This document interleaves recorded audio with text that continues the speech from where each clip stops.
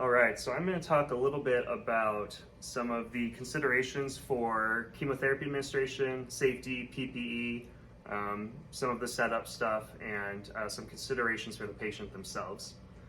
For starters, chemotherapy is obviously very toxic, specifically cytotoxic, both to the patient and to the individual is administrating. So safety needs to be of the utmost importance, specifically for staff members that are women of childbearing age.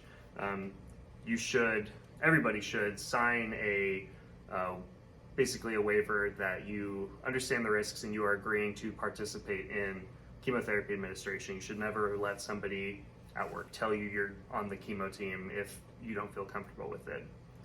So we have some stuff here, PPE, to help mitigate those risks.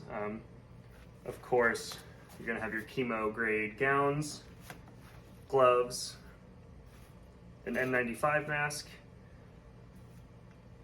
goggles that do provide a full seal around the face, covering both the top and bottom, and then caps and booties. So a bunch of stuff, but all very important for staff safety.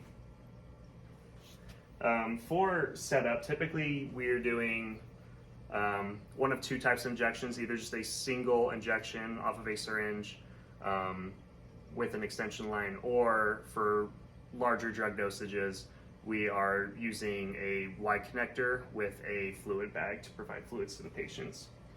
So I set up a little demonstration of just some of the stuff for just a single injection. Specifically, you'll have your syringe of saline, your extension line, and then your attachment pieces are these FOSSEAL adapter and FOSSEAL injection pieces that are great. They really limit the chance that you're going to have any kind of leakage outside the syringe. These easily just kind of twist off, and then you can put the actual syringe of drugs back on. In fact, here, I can hold these up and see these a little closer. Off the bag, we will run for larger dosages. We will use Y connectors off of a fluid line, and then with the Y port, inject our drugs through there.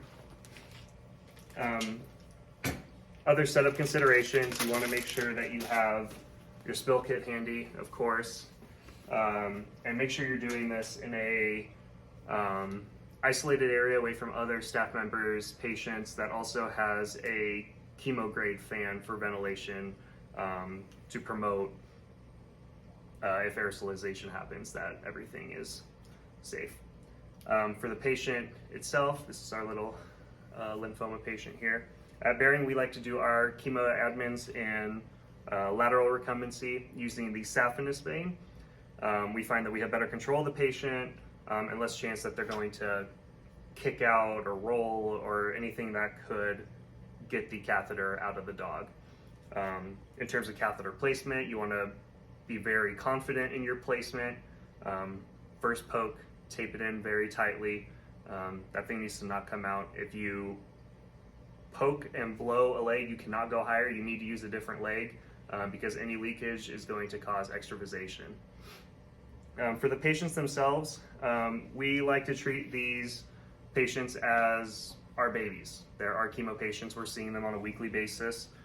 Most of them get very comfortable with us. A lot of them, they'll just lay down and just sit there the whole time. The restraint is very minimal.